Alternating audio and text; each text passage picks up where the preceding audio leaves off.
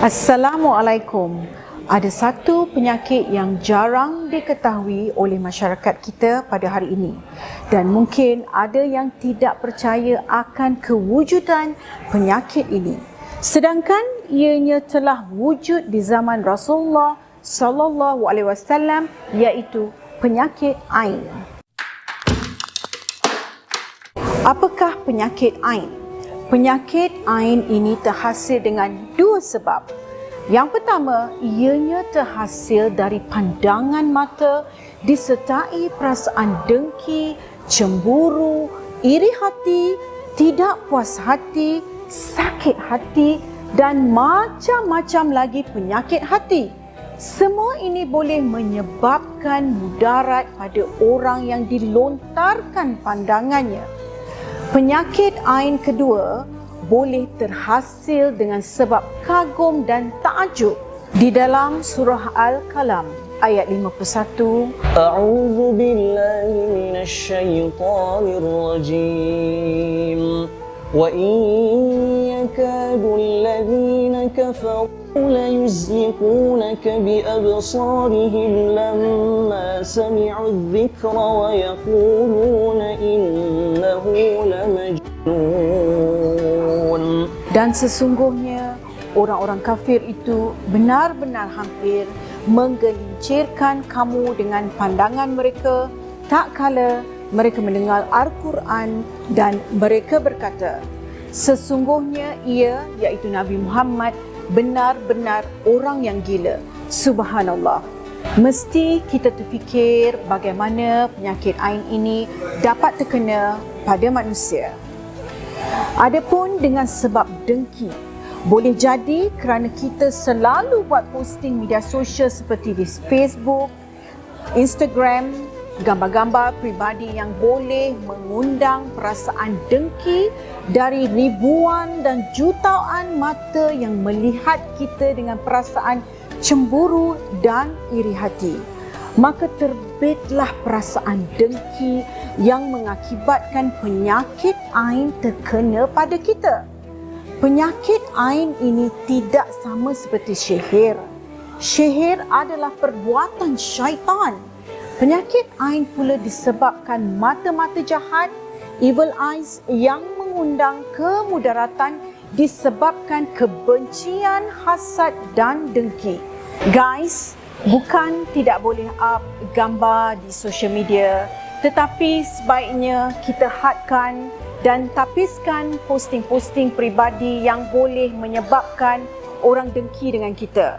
Maknanya, gambar ataupun caption janganlah terlalu show off dan provokatif kerana ianya mengundang kemudaratan pada diri kita juga sendiri serta keluarga yang kita sayangi. Macam mana pula dengan perasaan kagum dan takjub boleh mengakibatkan penyakit ain? Mesti kita terfikirkan, perasaan kagum ini akan wujud apabila mereka melihat gambar kita. Kagum dengan kelebihan yang ada pada diri kita seperti kecantikan, ketampanan, kemewahan, apapun saja kelebihan mahupun dari segi fizikal mahupun material. Pernah berlaku di zaman Rasulullah sallallahu alaihi wasallam, seorang sahabat bernama Sa'il bin Hunayf yang terkena penyakit ain setelah dipuji oleh Amir bin Rabi'ah kerana kagum melihat kulit Sa'il yang sangat cantik sehingga menyebabkan Sa'il jatuh sakit. Akhirnya ia dirawat oleh Rasulullah sallallahu alaihi wasallam dan baginda berpesan kepada Amir dan sahabat-sahabat yang lain supaya mendoakan keberkatan kepada orang yang kita kagumi, bukan dengan cara membunuh saudara kita dengan puji-pujian.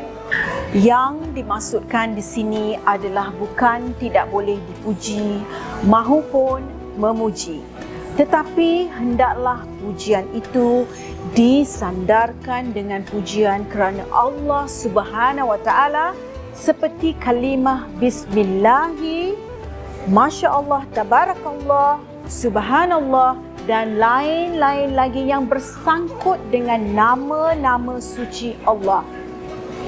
Yang terbaiknya apabila kita mendapat pujian, ucapan yang paling baik, cara yang paling baik adalah untuk kita membalasnya dengan ucapan haza min fadli Rabb, yang bermaksud bahawa ini adalah kurniaan daripada Allah Subhanahu wa taala. Mesti kita nak tahu apakah tanda-tanda yang kita telah terkena penyakit ain. Sebenarnya tiada tanda-tanda khusus yang menyebabkan kita terkesan dengan penyakit ain ini. Tetapi penyakit ain ini boleh menyebabkan kita rasa gelisah, tidak boleh tidur, badan rasa lemah, lesu, tak bermaya, selalu marah-marah, depresi, kecewa, suka memencilkan diri dan lain-lain lagi. Dan yang paling ketara sekali adalah apabila dibenci oleh orang-orang sekeliling. Bagi merawat penyakit ini, peliharalah solat.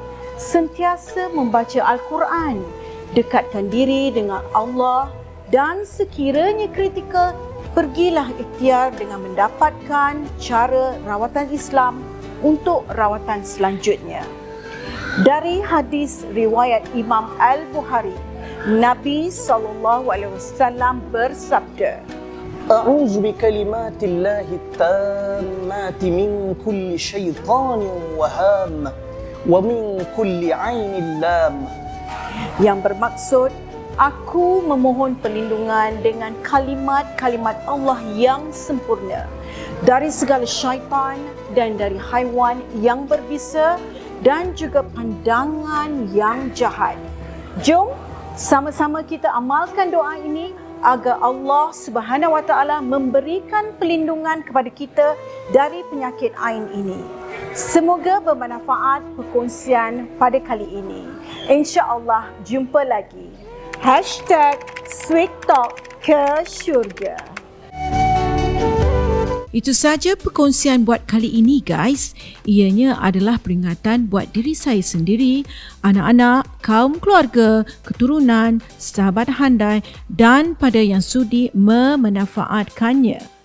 Sila kongsikan pandangan anda di ruangan komen. Kami sangat menghargai feedback anda. Tekan butang thumbs up untuk like, subscribe channel ini dan share video dengan keluarga dan kawan-kawan. Until the next time, nantikan perkongsian akan datang. Assalamualaikum.